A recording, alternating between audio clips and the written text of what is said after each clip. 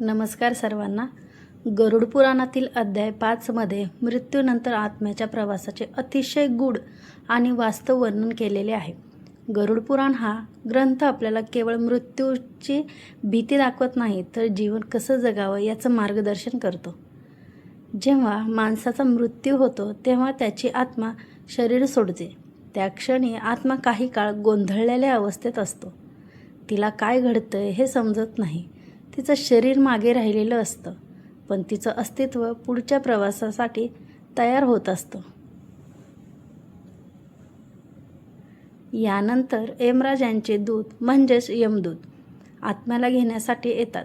ज्यांनी आयुष्यात चांगली कर्म केली आहेत त्यांच्याशी यमदूत शांतपणे वागतात, पण ज्यांनी वाईट कर्म केली आहेत त्यांना त्रास देत भीती दाखवत पुढे नेलं जातं. या वर्णनातून एक गोष्ट स्पष्ट होते: आपल्या कर्माचा परिणाम मृत्यूनंतरही भोगावा लागतो. आत्म्याला पुढे नेल्यानंतर तिच्या आयुष्यातील प्रत्येक कर्माचा हिशोब केला जातो. लहानात लहान आणि मोठ्यात मोठं प्रत्येक कर्म नोंदलेलं असतं. त्या हिशोबावरून आत्म्याचा पुढचा मार्ग ठरवला जातो: स्वर्ग की नरक. गरुड पुराणात नरकाचं वर्णन खूप भयंकर केलं आहे. प्रत्येक पापासाठी वेगवेगळी शिक्षा दिली जाते. काही ठिकाणी आत्म्याला अत्यंत यातना सहन कराव्या लागतात. हे वर्णन माणसाला घाबरवण्यासाठी नसून त्याला चुकीच्या मार्गावर जाण्यापासून थांबवण्यासाठी आहे. दुसरीकडे ज्यांनी चांगली कर्म केली आहेत त्यांना स्वर्गाचा मार्ग मिळतो. तिथे शांती, आनंद आणि सुख असतं.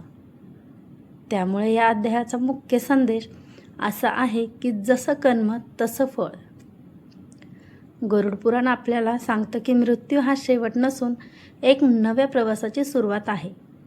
त्यामुळे आयुष्यात चांगलं वागणं, सत्य बोलणं, इतरांना मदत करणं आणि धर्माचं पालन करणं खूप महत्त्वाचं आहे. कारण शेवटी आपल्यासोबत काहीही जाणार नाही, फक्त आपली कर्मच आपल्याबरोबर येणार आहेत. म्हणूनच आजपासूनच आपलं जीवन योग्य मार्गावर नेण्याचा प्रयत्न करा.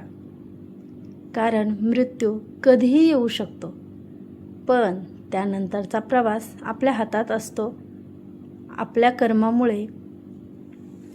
गरुड पुराणातील अध्याय 6 मध्ये मृत्यूनंतर आत्म्याचा पुढील प्रवासाचे अधिक सविस्तर वर्णन केले आहे. गरुड पुराणात या अध्यायात सांगितलं आहे की शरीर सोडल्यानंतर आत्म्याचा प्रवास लगेच संपत नाही, तर तो एक कठीण आणि वेदनादायक टप्प्यातून जातो. मृत्यूनंतर आत्मा यमदूताच्या सोबत पुढे निघतो. यमराज याच्या आदेशानुसार हा प्रवास सुरू असतो. या प्रवासात आत्म्याला अनेक अडथळे, भीती आणि त्रास सहन करावे लागतात. विशेषतः जर त्या व्यक्तीने आयुष्यात पाप केले असतील तर. या अध्यायात प्रेतवस्था म्हणजे मृत्यूनंतरची मध्यवस्था याचं महत्त्व सांगितलं आहे. आत्मा काही काळ प्रेत रूपात राहतो आणि त्याला भूक, तहान, दुःख याचा अनुभव येतो. त्यामुळेच हिंदू धर्मात मृत्यूनंतर श्राद्ध, पिंडदान आणि तर्पण यासारख्या विधींना खूप महत्त्व दिलं जातं. हे विधी केल्याने त्या आत्म्याला शांती मिळते आणि तिचा प्रवास सुलभ होतो. गरुड पुराणानुसार मृत्यूनंतरच्या पहिल्या 10 ते 13 दिवसात आत्मा पृथ्वीवरच आपल्या घराभोवती फिरत असतो. त्या काळात कुटुंबियांनी केलेल्या विधीचा आत्म्यावर थेट परिणाम होतो. योग्य विधी केल्यास आत्म्याला पुढच्या प्रवासासाठी ऊर्जा आणि शांती मिळते. या अध्यायात पुढे वैतरणी नदीचं वर्णन देखील येतं. ही एक भयानक नदी मानली जाते जी आत्म्याला पार करावी लागते. ज्यांनी चांगली कर्म केली आहेत किंवा ज्यांच्यासाठी योग्य विधी केले आहेत त्यांना ही नदी सहज पार करता येते. पण पापी आत्म्यासाठी हा प्रवास अत्यंत कठीण आणि वेदनादायक असतो. अध्याय 6चा मुख्य संदेश असा आहे की मृत्यूनंतरचा प्रवास सोपा किंवा कठीण होणं हे पूर्णपणे आपल्या कर्मावर आणि आपल्या कुटुंबियांनी केलेल्या विधीवर अवलंबून असतं. त्यामुळे आयुष्यात चांगलं वागणं आणि धर्माचं पालन करणं खूप गरजेचं आहे. गरुड पुराण आपल्याला शिकवतं की मृत्यू हा शेवट नसून आत्म्याच्या प्रवासाची पुढची पायरी आहे. त्यामुळे जीवनात सत्कर्म करणे, इतरांना मदत करणे आणि श्रद्धा ठेवणे हेच खरे महत्त्वाचे आहे.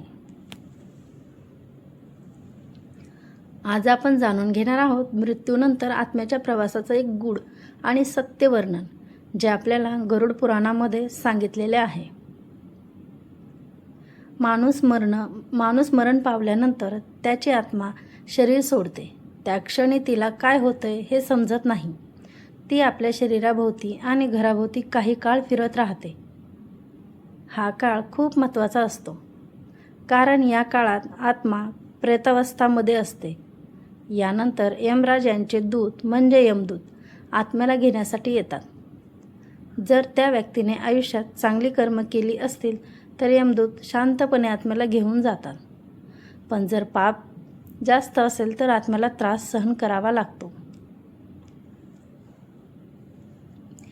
मृत्यूनंतरच्या पहिल्या 10 ते 13 दिवसात आत्मा पृथ्वीवरच राहतो असं सांगितलं आहे. या काळात कुटुंबियांनी केलेले श्राद्ध, पिंडदान आणि तर्पण यासारखे विधी आत्म्याला शांती देतात. हे विधी केल्याने आत्म्याला पुढच्या प्रवासासाठी शक्ती मिळते. यानंतर आत्म्याचा प्रवास सुरू होतो. हा प्रवास सोपा नसतो. वाटेत अनेक अडथळे, भीती आणि त्रास असतात. गरुड पुराणात वैतरणी नदीचं वर्णन खूप भयंकर केलं आहे. ही नदी आत्म्याला पार करावी लागते. ज्यांनी चांगले कर्म केली आहेत त्यांना ही नदी सहज पार करता येते. पण पापी आत्म्यासाठी हा प्रवास खूप कठीण असतो. यानंतर आत्म्याला यमराजाच्या दरबारात नेलं जातं. तिथे तिच्या आयुष्यातील प्रत्येक कर्माचा हिशोब घेतला जातो.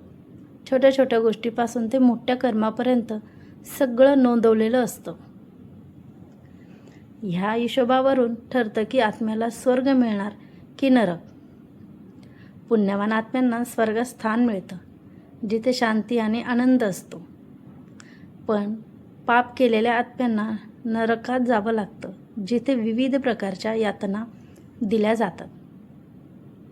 गरुड पुराणात नरकाचं वर्णन खूप स्पष्टपणे केलं आहे.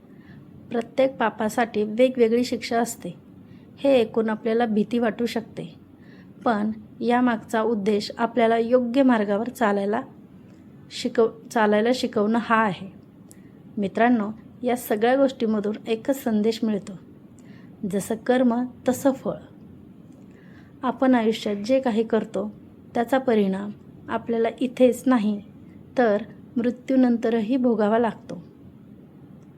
त्यामुळे नेहमी चांगलं वागा, सत्य बोला आणि इतरांना मदत करा.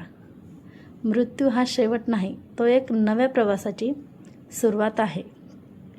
श्री स्वामी समर्थ. आणि आता पुढच्या भागात मी नवीन पार्ट घेऊन येणार आहे.